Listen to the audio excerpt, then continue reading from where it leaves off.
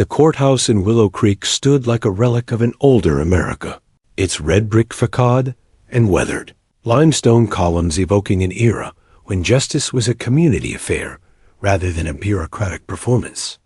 That Tuesday morning, however, the building pulsed with an unusual energy. The air outside was brisk with the lingering chill of early spring, but inside, anticipation warmed the crowded corridors.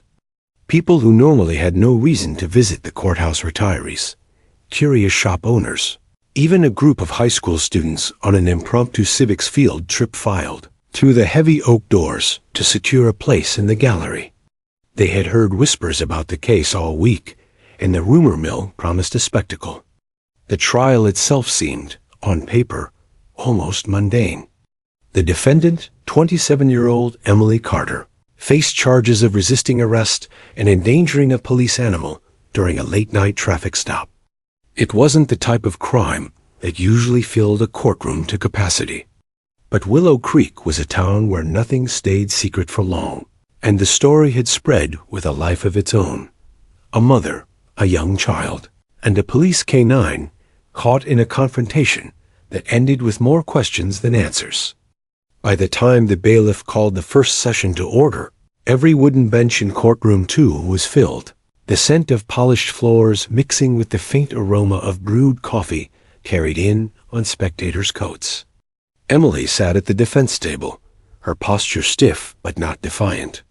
Her light brown hair was tied back in a simple bun, and the faint shadows beneath her eyes hinted at many sleepless nights. She wore a modest navy dress that looked carefully chosen to project steadiness rather than flair. Her fingers, resting atop the table, trembled almost imperceptibly until she interlaced them to still the motion. Beside her, defense attorney Rachel Mendez sorted through a neat stack of legal pads, occasionally leaning toward Emily to offer quiet reassurances. Rachel, a seasoned attorney with a reputation for calm persistence, radiated a controlled confidence that contrasted sharply with her client's nervous energy. Across the aisle, the prosecution prepared its own materials with mechanical precision. Assistant District Attorney Mark Sheffield, a broad-shouldered man with a reputation for aggressive questioning, conferred with a pair of uniformed officers seated behind him. Among them was Officer Brent Kessler, the patrolman involved in the incident, his pressed uniform as immaculate as his carefully neutral expression. Just behind him sat a kennel handler holding the leash of Ranger, the German shepherd, at the center of the case. Ranger lay obediently at the handler's feet, his amber eyes scanning the room with a mixture of alertness and calm. The presence of the dog itself had been a subject of debate in the days leading up to the hearing. While the animal was not technically required to appear, the prosecution insisted Ranger's attendance was necessary for identification purposes should any testimony reference his behavior. The defense had objected, arguing that parading a police dog in front of the jury might unfairly sway emotions. In the end, the judge allowed it, instructing both sides to avoid theatrics. Still, the quiet dignity of the German shepherd lent a curious gravity to the proceedings.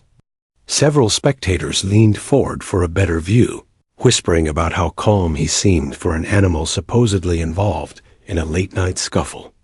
At precisely 9 o'clock, Judge Harold Whitaker entered the courtroom, his black robe flowing as he ascended to the bench.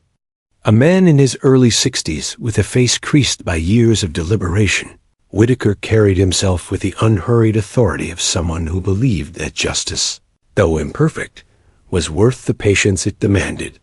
He surveyed the packed gallery with a measured gaze, rapped his gavel once, and called the court to order.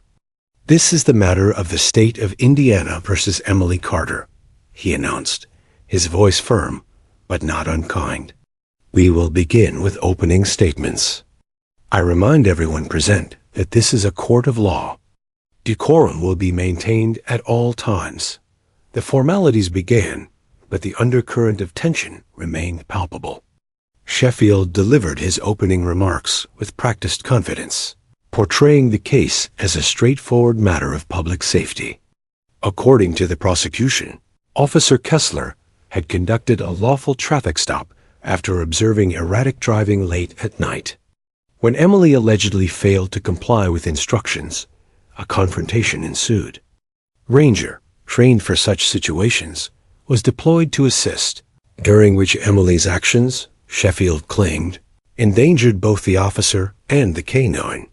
Ladies and gentlemen of the jury, Sheffield concluded, gesturing subtly toward Ranger, this is not a case of malice or misconduct by law enforcement. It is a case of an individual making dangerous choices that placed herself, her child, and an officer's service animal at risk. When it was her turn, Rachel Mendez rose with deliberate calm. She began by thanking the jury for their service, her voice carrying the steady rhythm of someone who knew the value of pacing. Then she pivoted sharply. What happened on the night in question is not what the state would have you believe, she said, glancing briefly toward Emily before focusing on the jury. My client was not drunk. She was not reckless. She was frightened because the officer who stopped her behaved in a way that was aggressive and unpredictable. The most telling witness to this event is not an officer, not a passerby, but a 3-year-old child who was present the entire time. His account, though simple, will reveal a truth that cannot be ignored. The mention of the child drew a visible reaction from the gallery. Heads turned toward the small figure seated quietly in the second row. Liam Carter, Emily's son. Dressed in a tiny plaid shirt and khaki pants, Liam sat between his grandmother and a social worker, swinging his short legs back and forth in nervous rhythm. He clutched a worn plush dog in his lap, its fur matted from years of affection. To the casual observer, he seemed like any other toddler, bright-eyed, restless, unaware of the gravity of the room. Yet his name on the witness list had become the central curiosity of the case. Could a 3-year-old possibly provide testimony meaningful enough to sway a jury? Judge Whitaker, noting the murmurs, raised a hand for silence. The jury will remember, he said evenly, that opening statements are not evidence. They are simply outlines of what each side intends to prove. Still, the seed had been planted. The idea of a child speaking about the incident, and perhaps about the police dog, itself hung in the air like static before a storm. As the first witnesses were called, an accident reconstruction expert, a passing motorist who claimed to have seen flashing lights that night, the gallery remained attentive but restless. They were waiting, everyone knew, for the moment when the child would take the stand. From the reporters scribbling in their notebooks to the elderly couple whispering in the back row, all sensed that this trial was veering toward something extraordinary. Emily watched the proceedings with quiet intensity, her eyes occasionally flicking toward her son. Each time Liam looked her way, she offered a faint, reassuring smile, though her own heart raced. She had replayed that night 100 times in her mind, the flashing lights, the sudden bark of commands, the startling behavior of the dog, and still struggled to reconcile what she knew with what the police reports claimed. More than anything, she feared that the truth, strange as it was, might be dismissed simply because it came from the mouth of a toddler. Meanwhile, Ranger lay at his handler's feet, head resting on his paws, an image of canine composure. Yet those who looked closely might have noticed the occasional twitch of his ears, as though the dog too sensed the tension building around him. If animals could anticipate human drama, Ranger seemed to know that his own role in this story was far from over. Outside, the courthouse clock struck 10, its chimes carrying faintly through the heavy windows.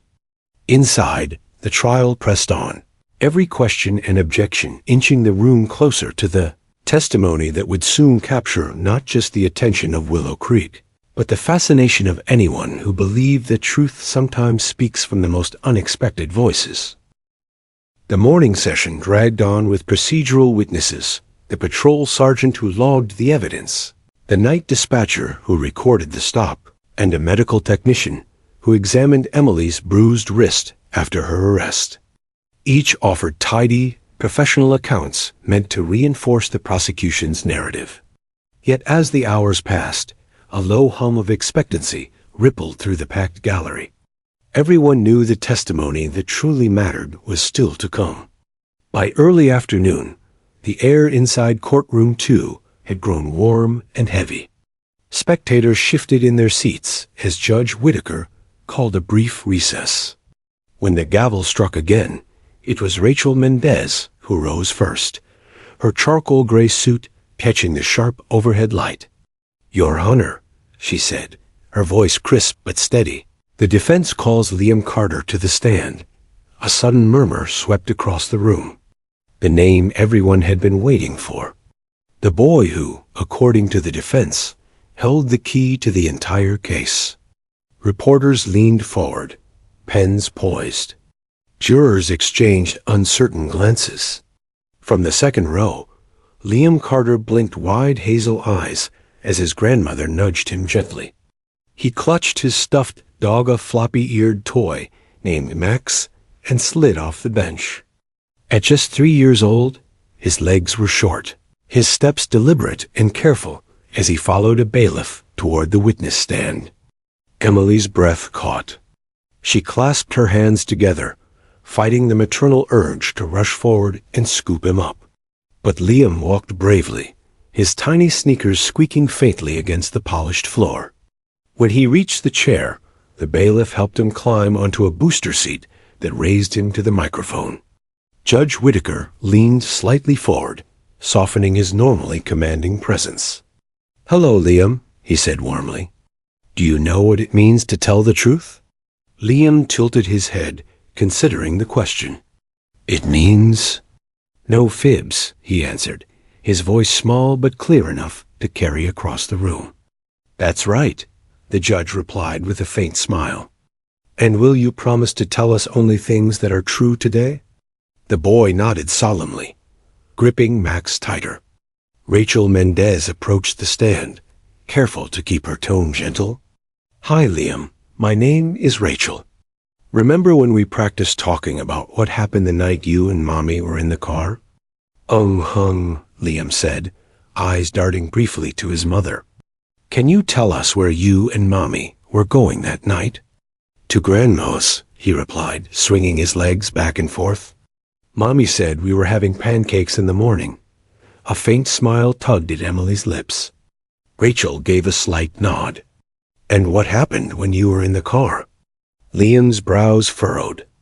"Lights came on behind us. Blue ones. Mommy said it was a police. And then? The man told Mommy to get out. He was loud." Liam hugged Max against his chest. "Mommy said she was scared." A few jurors shifted in their seats. Rachel kept her voice calm. "Did you see a dog there that night?"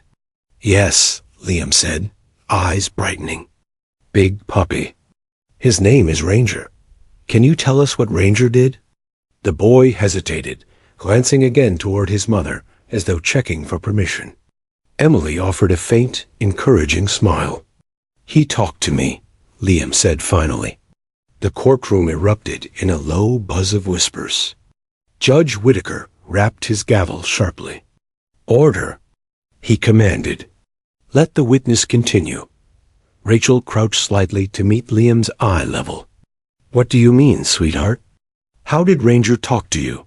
"He said no," Liam replied, enunciating carefully. "He said, 'No word, Mommy.'" A stunned silence fell across the courtroom. Even seasoned reporters paused mid-scribble. Rachel blinked, careful not to betray surprise. "Liam, are you saying Ranger used words like people?" The boy shook his head. "Not like that. In my head, like when Grandma reads stories, and I know what comes next." A murmur of disbelief rippled through the audience. Officer Kessler, seated behind the prosecution table, stiffened visibly. Rachel kept her voice soft but probing. "Can you tell us more about what Ranger did after he said that?" "He stood in front of Mommy. A man tried to grab her, but Ranger went between. He barked loud. Mommy cried. The man got mad." Rachel allowed the words to settle before asking, "Did Ranger bite anyone?" No, Liam said firmly. He just kept Mommy safe.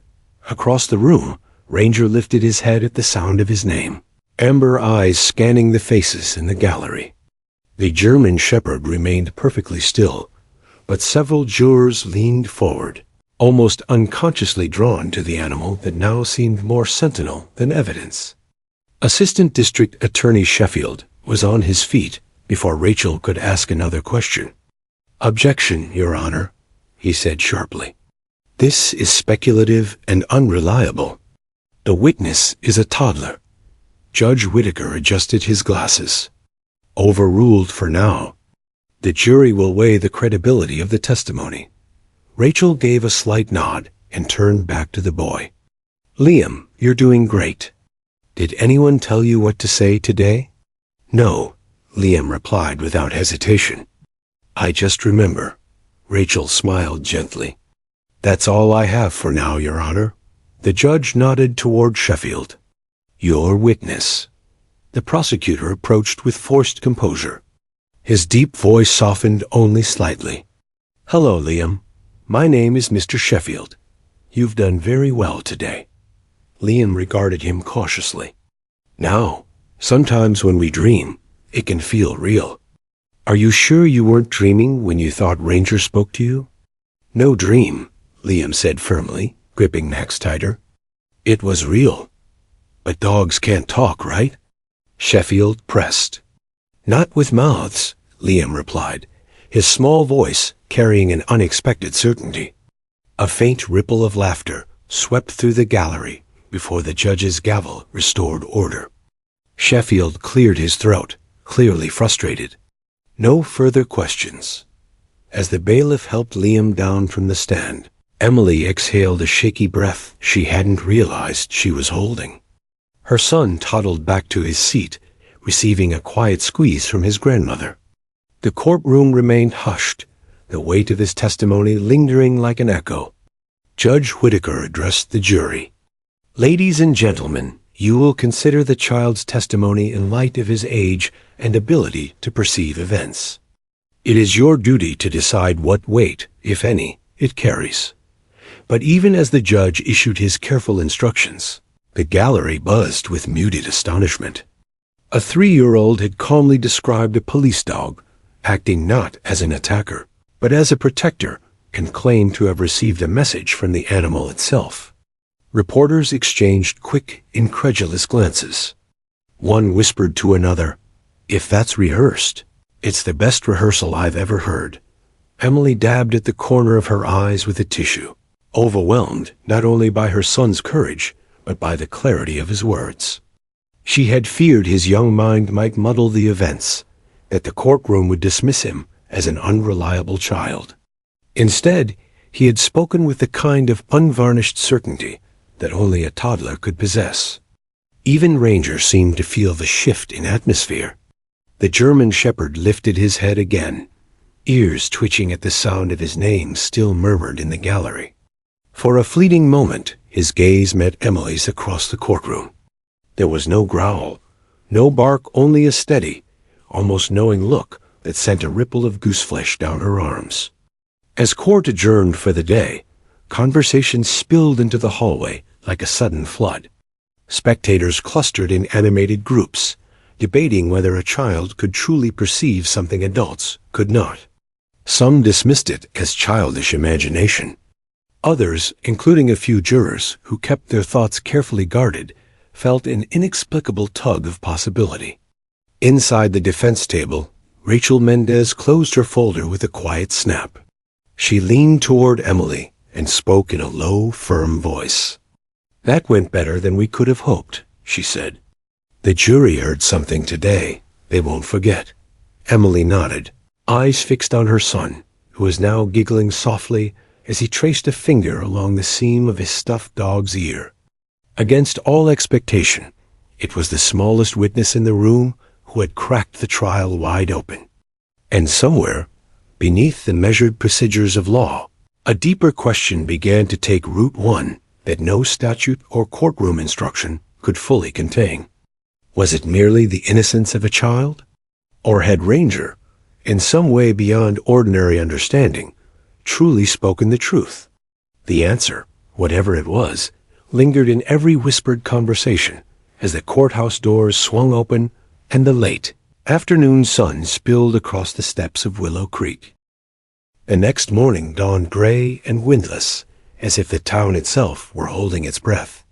By the time court resumed, every seat in Courtroom 2 was once again filled. Some spectators had arrived before sunrise to secure their spots, their thermoses of coffee steaming in the chilly hallway.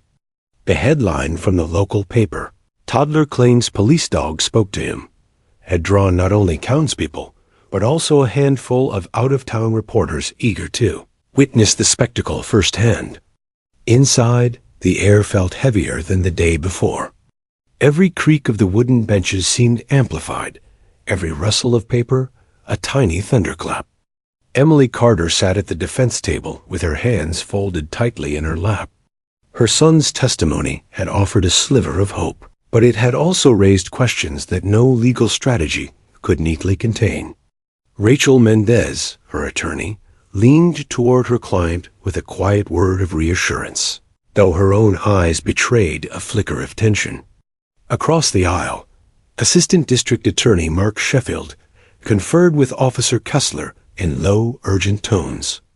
Their strategy for the day was clear: dismantle the child's testimony, piece by piece, before it could take root in the jury's minds.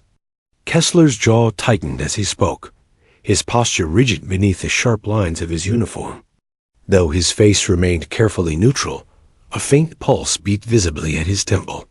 The courthouse clock struck 9. Judge Whitaker entered with his usual measured pace, gavel in hand. "Court is now in session," he announced, his voice carrying the quiet authority of experience.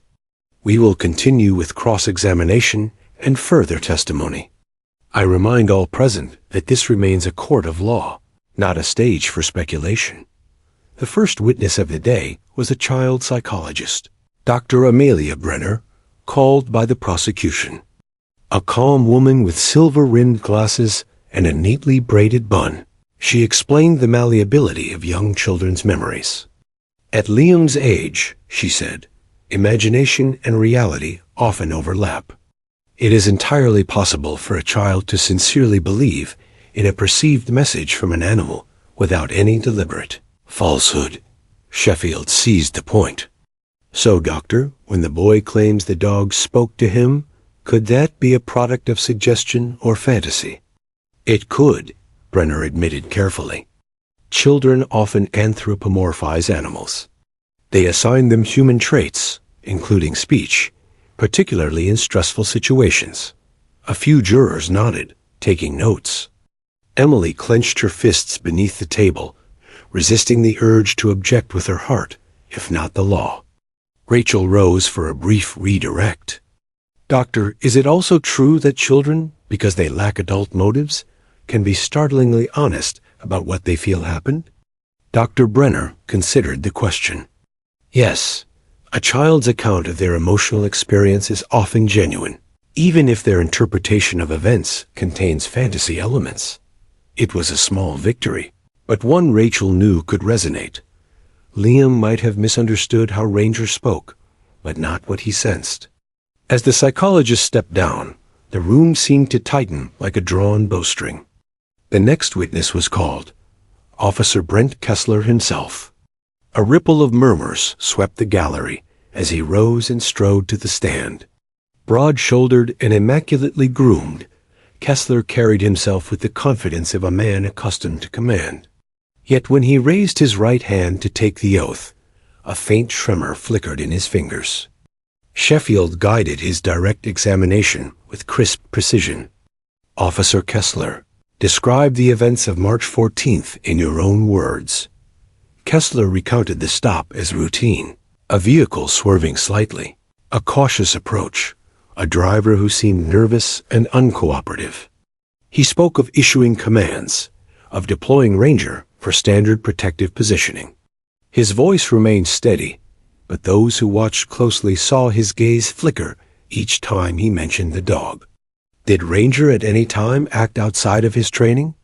Sheffield asked. No, sir, Kessler replied. Ranger followed protocol exactly. Rachel rose for cross-examination. Her tone was calm, but edged with steel. Officer, you testified that Ranger followed every command.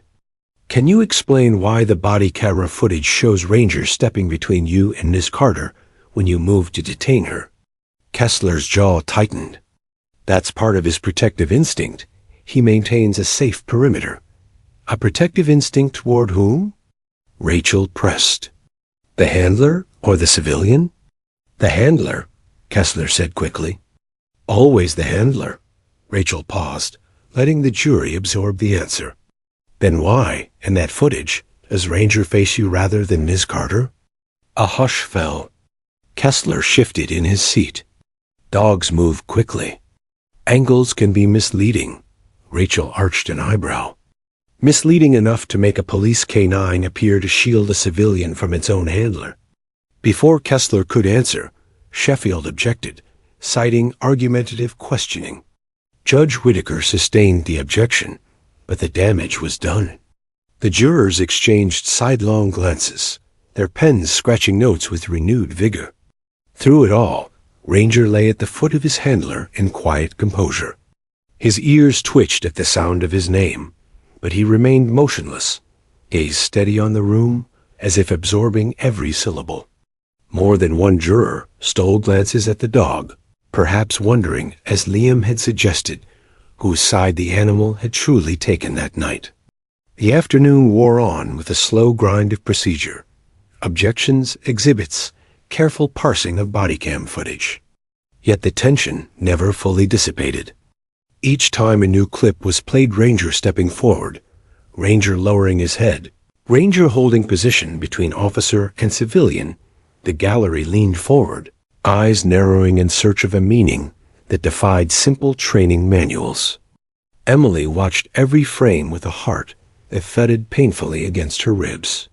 She remembered the cold night air, the harsh glare of headlights, the thunder of her own pulse when the officer's voice grew sharp. Most of all, she remembered Ranger's sudden stillness, a moment when she had felt, inexplicably, that the animal understood something the humans did not. By the time Judge Whitaker finally called for an afternoon recess, the room exhaled as one.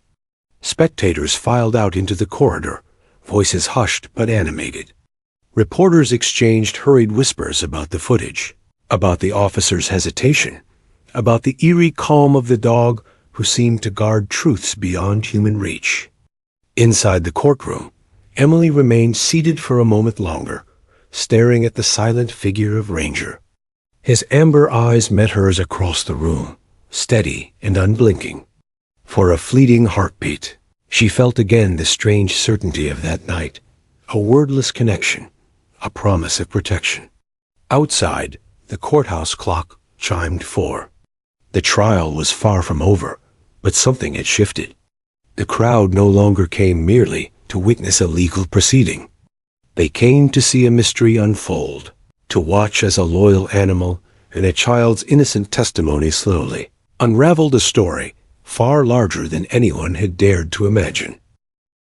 A third day of the trial began beneath a pale morning sky, the courthouse framed in a misty haze that gave Willow Creek an almost cinematic stillness. Inside, however, the energy was anything but calm. Word of the previous day's tense cross-examinations and the unsettling body cam footage of Ranger had spread beyond town limits. Reporters from Indianapolis and Chicago now lined the courthouse steps, their camera crews setting up in anticipation of what many were calling the trial with the talking dog. Emily Carter entered quietly, her hand brushing Liam's hair as he was led inside by his grandmother. The boy clutched his faithful stuffed dog, Max, and offered a sleepy smile to the curious strangers who bent down for a closer look. Though shielded from the cameras, Liam carried the unspoken weight of expectation. His words, innocent, uncalculated, were now the fragile thread holding together his mother's defense. Inside Courtroom 2, the gallery filled quickly. The jury filed in, faces carefully neutral, but eyes alert. Judge Whitaker arrived moments later, his black robe swishing as he settled behind the bench. "We will continue with the testimony of the minor witness," he announced, his voice calm yet carrying an undercurrent of gravity. "All present will maintain proper decorum. This is not a spectacle." Rachel Mendez stood and approached the witness stand, where Liam once again sat on the booster seat. The boy seemed less nervous today, perhaps emboldened by the familiar faces in the jury box and the warm smile of his mother across the room. Max the stuffed dog rested in his lap like a silent talisman. "Good morning, Liam," Rachel began softly. "Do you remember me?" "You're Rachel," he replied with a small grin. "Mommy's helper." The jury chuckled lightly, the tension easing for a moment. "That's right," Rachel said, matching his smile. "Yesterday, you told us about the night you and Mommy were stopped by the police. Today, I just want to ask you a few more questions so we can understand better. Is that okay?" "Okay." Rachel crouched slightly so she was closer to his eye level. "Can you tell us again what Ranger did when the officer came to Mommy's car?" Liam's brows knit together as he searched for the memory. The man yelled. "Mommy said she was scared. Ranger got out of the truck. He looked at me first." "He looked at you?" "Yes, he looked in my eyes. Then I heard him." Rachel's voice remained gentle. "What did you hear?" He said, "Don't be afraid." A hush fell over the room. Rachel waited a beat before continuing. "Did Ranger use words like I'm using right now?" Liam shook his head. "No, it was like when you think a song in your head and nobody hears but you. Like that." The jurors exchanged subtle glances. Several pens scratched quietly across notepads.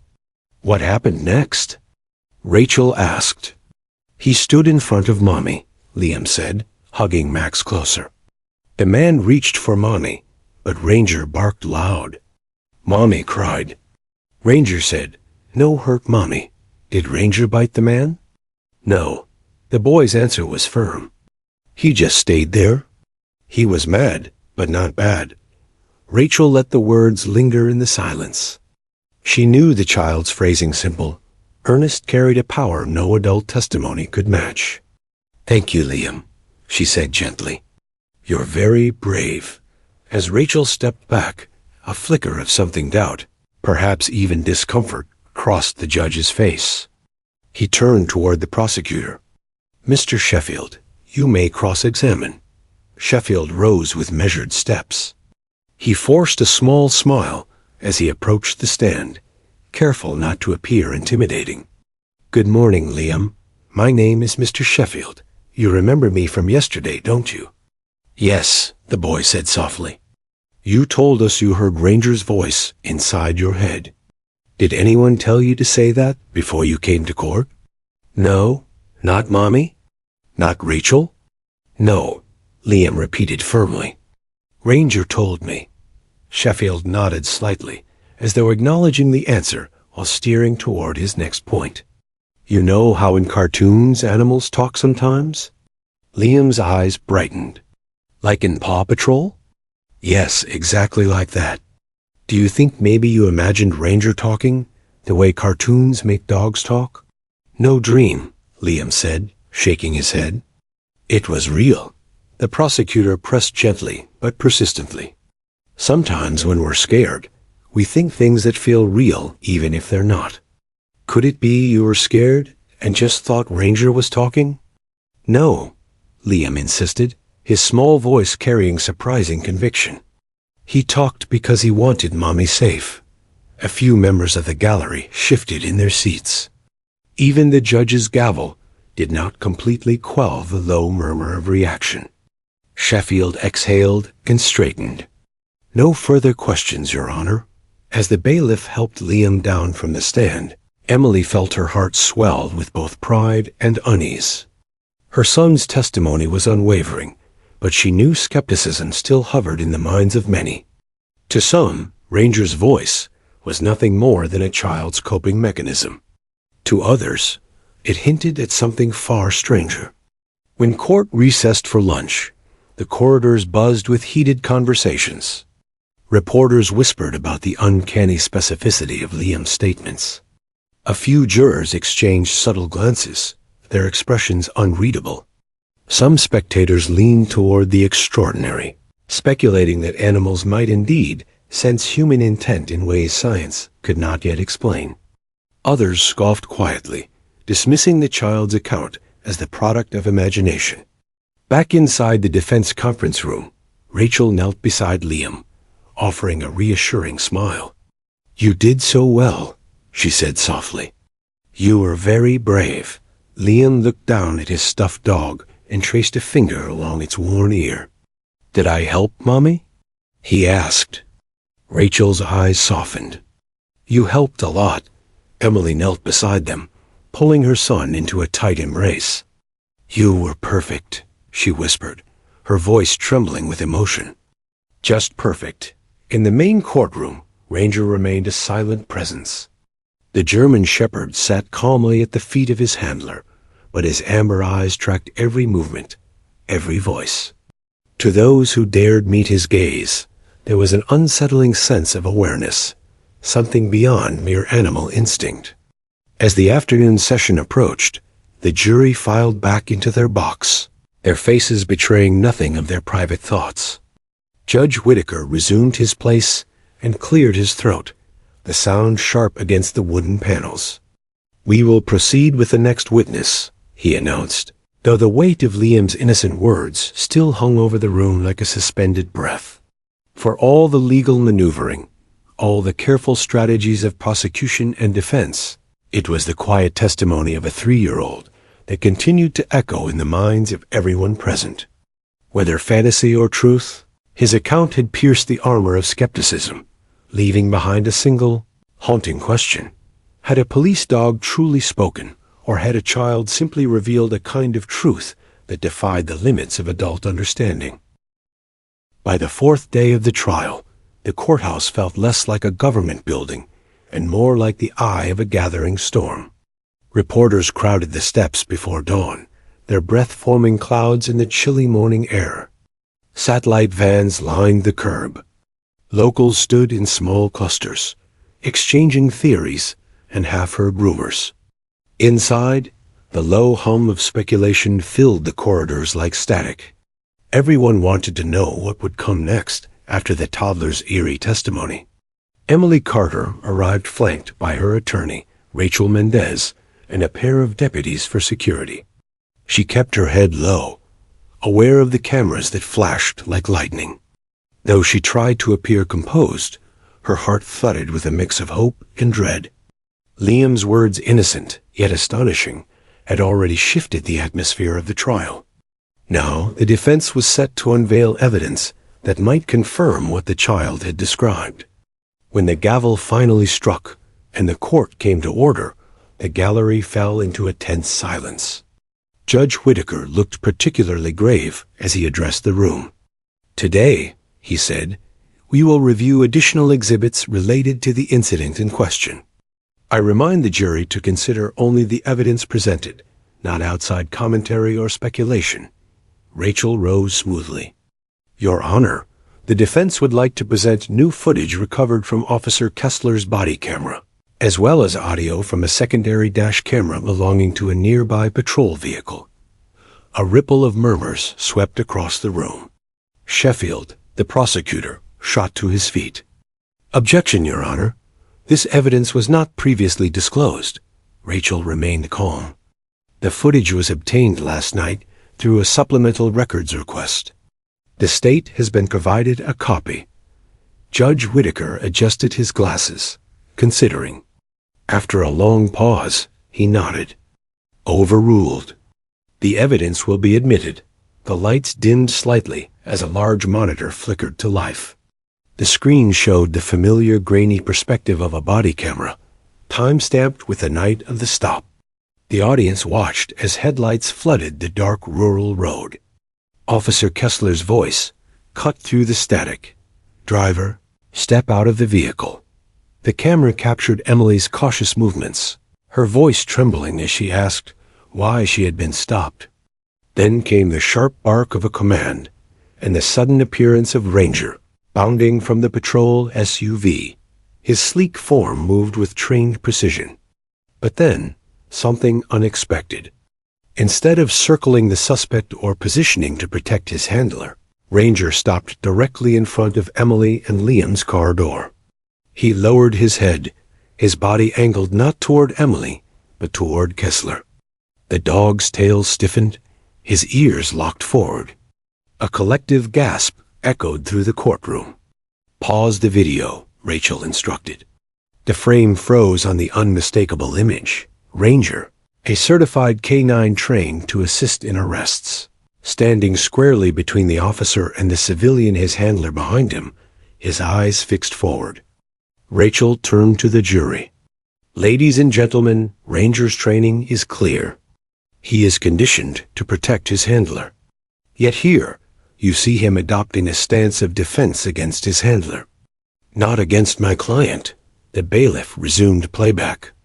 The next seconds showed Kessler stepping forward, his hand reaching toward Emily. Ranger barked sharply and moved to block him. The audio crackled with commands, Kessler shouting the dog's name, ordering him back, but Ranger did not retreat. Instead, he maintained his protective barrier. When the footage ended, the room erupted in stunned murmurs. Even the normally composed Judge Whitaker leaned back, eyes narrowed in thought. Rachel allowed the reaction to settle before calling her next witness, Sergeant Paul Rivers, a veteran K-9 trainer with 20 years of experience.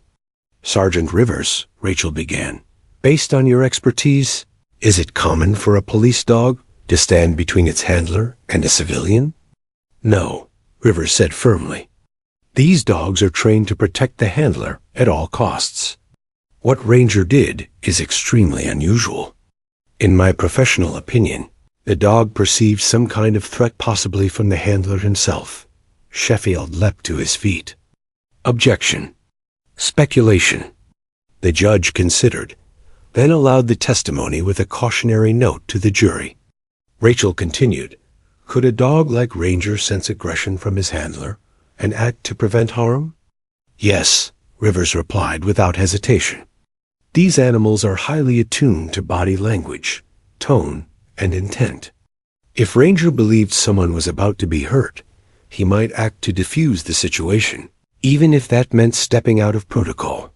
The jurors scribbled furiously. A woman in the front row of the gallery clasped her hands to her chest, her eyes wide. Emily sat frozen, her breath shallow, hearing a professional confirm what she and her son had felt that night. Ranger's strange, protective presence was both validating and terrifying. Rachel seized the momentum. "Sergeant, in your opinion, does the footage suggest that Ranger was protecting Miss Carter rather than Officer Kessler?" Rivers met her gaze. "Yes, it appears Ranger positioned himself to shield Miss Carter." The room buzzed with disbelief. Sheffield, clearly rattled, moved quickly to cross-examine. "Sergeant, isn't it possible that Ranger was simply confused by the stress of the encounter?" "These dogs are trained for stress," Rivers countered. "Confusion doesn't explain a deliberate protective stance." Ranger made a choice. As Rivers stepped down, the defense rested its case for the day. But the courtroom was far from calm. The gallery whispered in urgent tones, their voices tinged with awe and suspicion. Even the jurors seemed unsettled, their faces pale under the courtroom lights.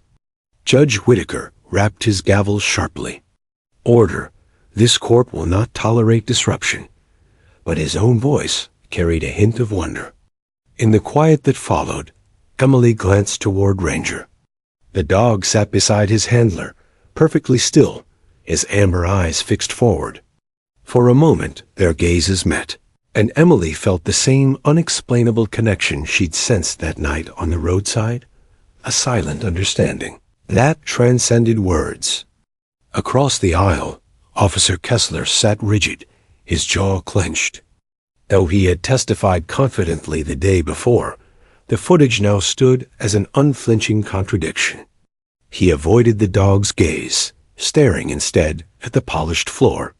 When court adjourned, the hallway erupted into a storm of voices. Reporters fired off questions, eager to capture the day's revelations. Did the K-9 disobey on purpose? One shouted. Was the officer using excessive force? Asked another. Emily shielded Liam as deputies guided them through the crowd. She could hear snippets of speculation, some marveling at the loyalty of the dog, others questioning the officer's actions. A few whispered about the boy's uncanny testimony, wondering aloud if Ranger had indeed spoken in some way beyond human comprehension. Inside the now empty courtroom, Ranger remained a silent enigma. He sat calmly beside his handler, tail resting neatly on the floor, eyes trained on the door through which Emily and Liam had just exited. To those who dared look closely, there was something almost human in his gaze, a quiet, steadfast promise that the truth, however strange, would not remain hidden much longer. Outside, the courthouse clock struck 3, its echo mingling with the restless chatter of the crowd. The day's revelations had shaken more than just the foundation of the case. They had cracked open the boundary between the ordinary and the extraordinary. In the eyes of many, a loyal police dog had just chosen justice over obedience, and a toddler's impossible story no longer seemed so impossible after all. The 5th day of testimony began with an overcast sky that mirrored the uneasy tension inside the courthouse. The previous day's footage of Ranger defying his handler had spread like wildfire across national news outlets. Television anchors debated the implications late into the night, and online forums buzzed with theories ranging from simple animal intuition to supernatural intervention. By morning, Willow Creek, a quiet town usually defined by cornfields and Friday night football, had become the epicenter of a mystery that refused to be neatly explained. Emily Carter awoke to a world changed. Her phone pulsed with messages from distant relatives, old friends, and complete strangers offering prayers, support, and occasionally unsolicited advice. Reporters camped on the sidewalks outside her temporary safe house, their camera lenses trained on every window. Though she tried to shield Liam from the noise, the child's questions, innocent but persistent, were growing harder to answer. Why are people mad at Ranger? He asked that morning, as his grandmother helped him into a sweater. He's a good dog. Emily knelt to meet her son's eyes, her own voice thick with emotion. They're not mad at him, sweetheart. They just don't understand yet. Liam tilted his head, thoughtful. But Ranger understands. Those words stayed with her as she entered the courthouse under heavy escort. Inside, the atmosphere was different from previous days.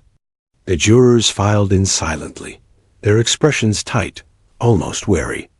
Members of the public leaned forward in their seats, notebooks ready, the tension sharp enough to taste. Something about today felt heavier, an unspoken awareness that the next witness might finally crack the fragile shell of doubt still surrounding the case. When the gavel fell, Rachel Mendez rose with a measured calm. Your Honor, the defense calls Officer Daniel Kessler to the stand. A murmur rippled through the courtroom. Though Kessler had testified briefly during the prosecution's presentation, Rachel's decision to recall him suggested a deeper strategy. The officer approached the stand with deliberate steps, his uniform crisp, but his jaw tight. Ranger followed at his handler's heel, the dog's presence a silent reminder of the night in question. Once sworn in, Kessler settled into the witness chair. His eyes flicked toward Ranger, just for a heartbeat, before fixing firmly on the defense attorney. Officer Kessler, Rachel began, her voice smooth but edged with steel. As Ranger's handler, you trained extensively with him, correct? Yes. And Ranger is trained to protect you under all circumstances? That's correct, Rachel nodded. Then please explain to the jury why, on the night of April 14th, Ranger positioned himself between you and my client rather than assisting you in detaining her. Kessler's jaw tightened. I can't explain the dog's behavior. It was a chaotic situation. Rachel stepped closer, her tone sharpening. Chaotic enough that your canine partner, who has been conditioned through hundreds of hours of training to obey your every command, chose to defy you? Objection, Sheffield interrupted. Counsel is badgering the witness. Overruled, Judge Whitaker said after a brief pause. The witness may answer. Kessler shifted in his seat. Dogs can react unpredictably to stress. Stress, Rachel repeated slowly. Or aggression? The courtroom held its breath. Kessler's eyes flicked briefly toward Ranger again, then back to Rachel. I followed protocol, he said flatly. My actions were appropriate. Rachel studied him for a long moment and retrieved a folder from her table. Officer Kessler, are you aware that Internal Affairs received 2 prior complaints regarding your use of force during traffic stops? A low murmur rolled through the gallery. Kessler stiffened. Those complaints were unsubstantiated, but they were filed, Rachel pressed. Both involving women traveling alone. Both dismissed for lack of evidence. Objection, Sheffield snapped. Irrelevant and prejudicial. Overruled, the judge said, his gaze narrowing on the witness. Answer the question, officer. Yes, Kessler admitted grudgingly. They were filed.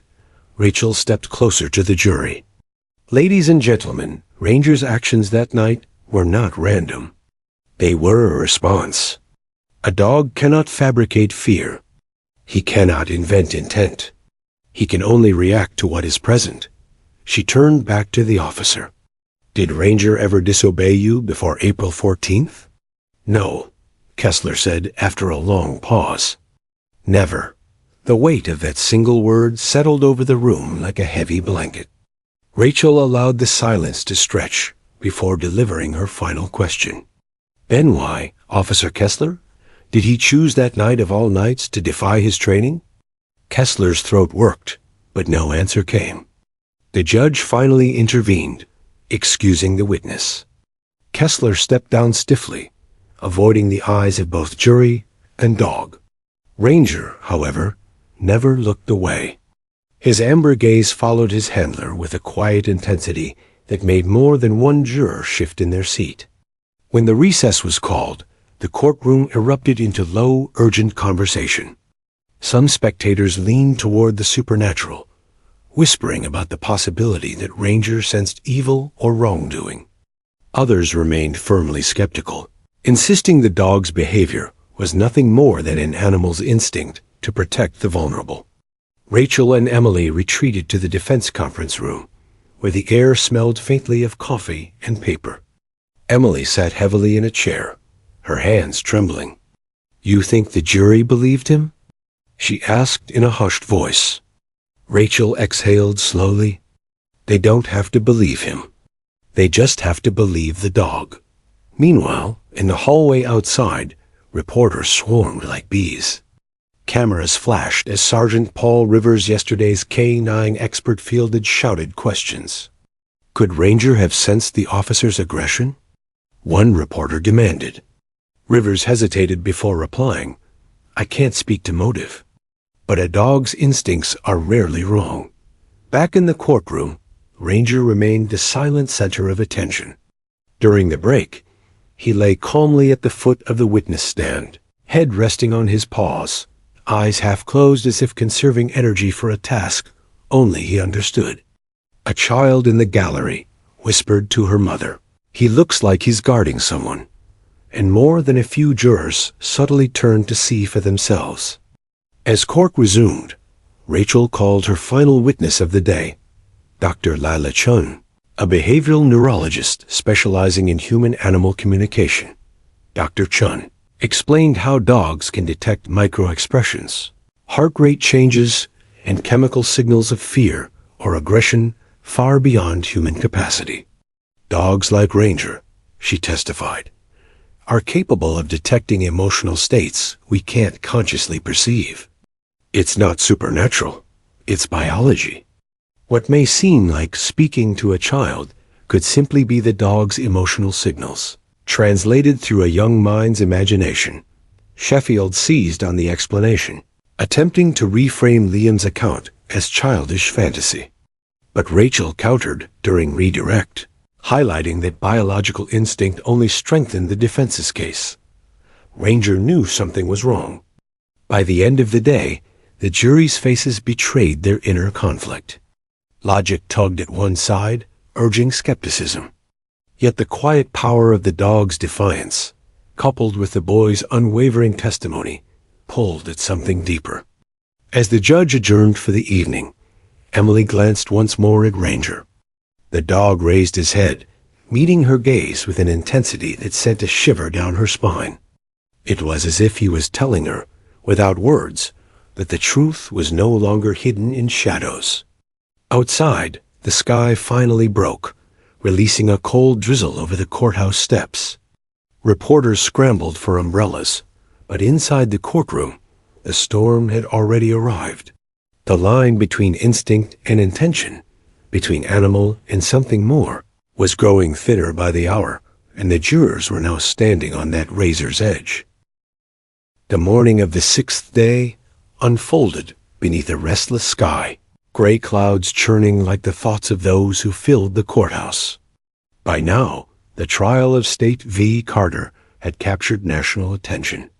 News vans clogged the narrow streets of Willow Creek, their satellite dishes aimed skyward like metal flowers hungry for signals. Local cafes overflowed with strangers' reporters, curious travelers, amateur sleuths each, whispering theories over steaming mugs of coffee. Inside the courthouse, the air felt electric. The jury entered with careful expressions, their faces masks of neutrality, but the subtle tension in their movements betrayed the weight they carried.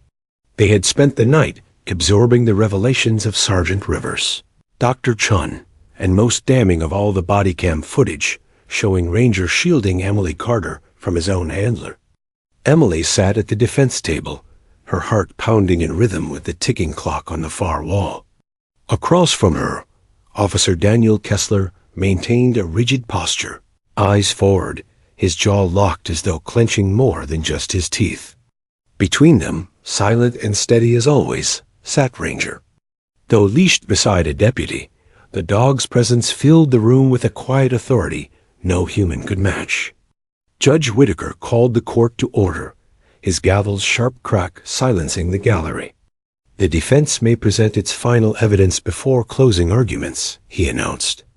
His tone was calm, but his eyes flickered with the fatigue of a man who knew the entire country was now watching his courtroom. Rachel Mendez stood, smoothing the front of her suit. Your Honor, the defense calls Emily Carter to the stand. A hush fell over the room. Emily rose slowly, her knees trembling as she walked to the witness chair. She took the oath, her voice barely above a whisper, and settled into the seat. From the corner of her eye, she caught Liam's small face in the gallery, his grandmother's arm wrapped protectively around him. His wide eyes brimmed with both fear and faith. Rachel approached with a reassuring smile. Miss Carter, we've heard testimony about what happened the night you were stopped. In your own words, can you tell the jury what you felt during that encounter? Emily took a breath, steadying her voice. I felt afraid. Officer Kessler pulled me over without explanation. His tone was aggressive. When he ordered me out of the car, I thought something bad was going to happen. My son was in the back seat. I was terrified for him. Did Ranger's actions affect how you felt? Yes, Emily said, her eyes glistening. When Ranger stepped between me and the officer, it was like someone saw what I couldn't say out loud. I felt just for a moment safe. Rachel nodded gently. Did you or your son do anything to provoke Ranger? No, we stayed still. Liam was crying. I just kept begging the officer to tell me why we were stopped. And when Ranger blocked Officer Kessler, what did you hear? Emily hesitated, her voice dropping. I didn't hear words, but I felt something. A presence. Like he was telling me to hold on, that he wouldn't let anyone hurt us. A murmur rippled through the gallery. Rachel let the silence linger, allowing the words to settle like falling snow. Then she turned to the jury. No further questions. Sheffield rose for cross-examination, his suit immaculate, his expression carefully neutral. "Ms. Carter," he began, "you admit you were frightened that night. Isn't it possible that fear clouded your judgment? That what you call a presence was simply adrenaline?" Emily met his gaze, her voice steady. "Fear doesn't make a dog stand between you and danger." Sheffield paused, recalibrating. "You're aware that your son claims Ranger spoke to him?" "I'm aware," Emily replied softly. "And I believe he experienced something real. Maybe not speech the way we understand it, but something." The prosecutor frowned, sensing the ground beneath him slipping. "No further questions," he said curtly, returning to his seat. Rachel offered a faint, encouraging smile as Emily stepped down. Back at the defense table, Emily's hands trembled, but her heart felt lighter. She had spoken her truth. The defense rested soon after, and Judge Whitaker called for a brief recess before closing arguments. The courtroom erupted into hushed chatter. Reporters darted toward the exits to relay updates, their hurried footsteps echoing in the marble halls. Jurors exchanged cautious glances, but remained silent, each lost in private calculation. During the break, Rachel and Emily retreated to the quiet of the consultation room. Liam sat on a small chair, swinging his legs as he clutched his ever-present stuffed dog. He looked up as Emily entered. "Did you tell them?" he asked softly. "I did," Emily said, kneeling to hug him. "I told them everything." Liam rested his chin on her shoulder. "Ranger says it's almost over." Emily froze, pulling back just enough to search her son's eyes. "What do you mean, sweetheart?" "He says the truth is coming," Liam whispered. "And he's not scared." Emily glanced at Rachel, whose brow furrowed but who said nothing. There was no time to press further. The bailiff was already knocking, summoning them back to the courtroom. The final session of the day began with Sheffield's closing argument. He strode before the jury with practiced precision, framing the case as one of misplaced emotion. "Ladies and gentlemen," he said, "dogs are remarkable animals, but they are not moral arbiters. Ranger's actions, while unusual, are not evidence of misconduct. Children are imaginative. Fear distorts memory. Do not let sentiment cloud your duty." He spoke of training protocols, of the fallibility of memory, of the danger of allowing instinct to outweigh fact. Yet as he spoke, Ranger lay silently near the witness stand, head resting on his paws, eyes half-lidded but keen. More than one juror stole a glance at the dog, as though silently weighing the prosecutor's words against the steady presence of the animal who had refused to obey. When Sheffield finished, Rachel rose with quiet confidence. She moved deliberately, her voice soft but resonant. "This is not a case about imagination," she began. "It is about recognition. A child recognized danger. A dog recognized danger. And they acted. Instinct is not fantasy. It is truth in its purest form." She replayed the body cam footage once more, the now familiar image of Ranger stepping between Emily and Kessler, filling the screen. A dog cannot testify. He cannot fabricate. But he can choose. And Ranger chose to protect, even at risk to himself. That is not confusion. That is conscience. Her words hung in the air like a low bell. For a long moment, the courtroom was utterly silent. Judge Whitaker gave the final instructions to the jury, his voice measured and deliberate.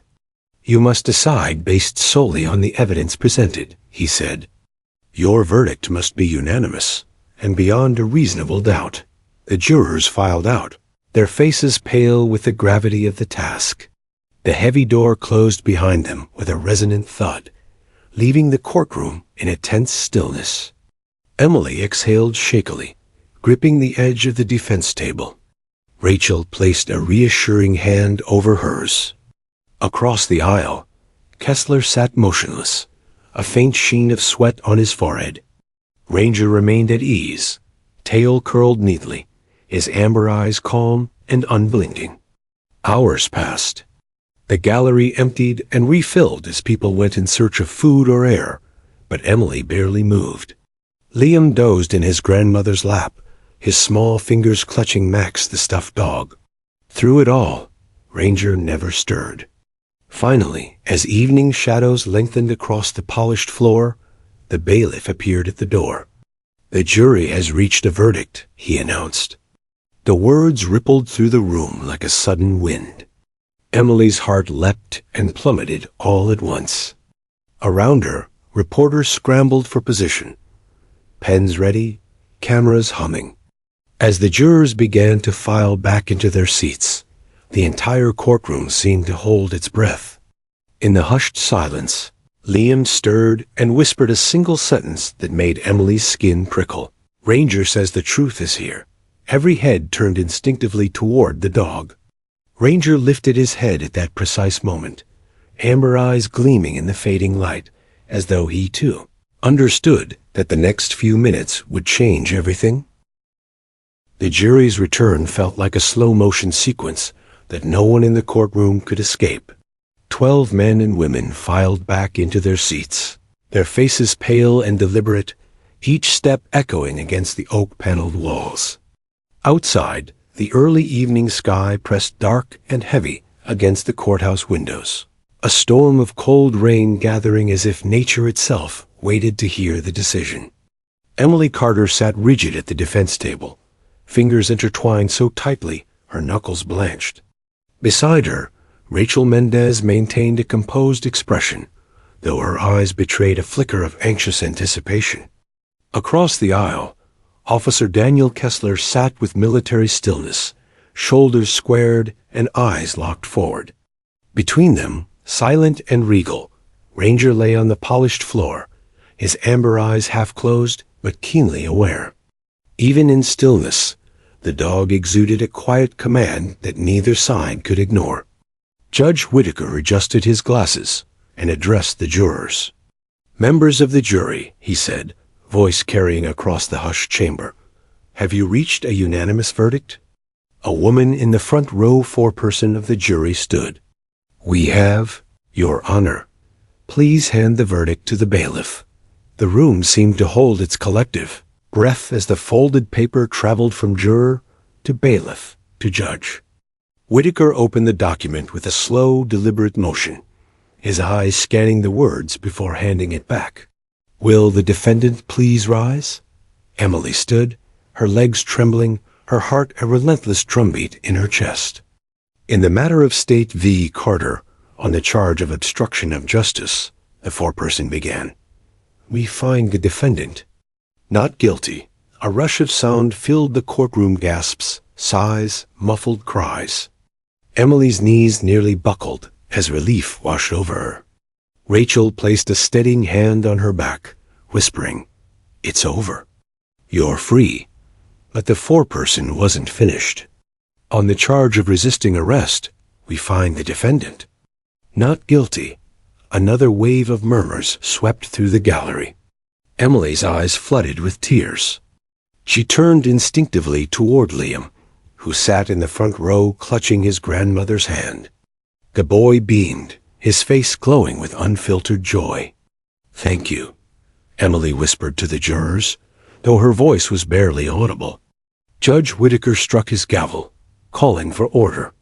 "The defendant is acquitted on all counts. Miss Carter, you are free to go." The courtroom erupted into a chaotic blend of applause and whispered speculation. Reporters scrambled toward the exits to deliver breaking news to a nation already captivated by the trial. Cameras outside captured the jubilant faces of supporters and the stunned expressions of skeptics. Yet within the courtroom, the true center of gravity remained Ranger. As the gavel's echo faded, the dog rose gracefully to his feet. His handler tugged lightly on the leash, but Ranger did not move toward Kessler. Instead, He turned and walked unhurried, purposeful toward Emily and Liam. The room fell eerily silent as the German shepherd stopped directly before the child. Liam slid off the bench without hesitation, his small shoes clicking softly on the wooden floor. He crouched down, meeting Ranger's amber gaze. For a heartbeat, the world seemed to shrink to that single connection. Then Liam spoke, his voice carrying clear and sure despite the hush. "He says it's okay now." Gasps rippled through the gallery. Even Judge Whittaker leaned forward, his gavel frozen midair. Emily knelt beside her son, tears streaking her cheeks. "What does he mean, sweetheart?" she asked softly. Liam pressed his forehead gently against Ranger's. "He says the truth is out. Nobody can hide anymore." The dog gave a quiet, almost imperceptible whine, then stepped back. He turned his head toward Officer Kessler, his gaze sharp and unyielding. All eyes shifted to the officer. Kessler sat rigid, but sweat glistened on his brow despite the cool air. The silence pressed in, heavy and expectant. Judge Whittaker cleared his throat. "Officer Kessler," he said slowly, "you are not on trial here. But this court cannot ignore the unusual behavior of your K-9 partner and the questions raised by the evidence presented." He paused, his voice gaining weight. "An internal investigation will be reopened immediately." Kessler's jaw tightened. He nodded once, but his eyes flickered, not toward the judge, not toward Rachel, but toward the dog. In that fleeting glance lay something raw, not fear of the court, but of the silent witness who had defied him. As the gavel fell a final time, the courtroom began to disperse, but few people actually left. Clusters of reporters lingered, whispering furiously. Jurors exchanged quiet words, some wiping their eyes. The bailiff moved to escort Emily and Liam out, but Ranger stepped forward, pressing his head gently against Emily's leg before returning obediently to his handler.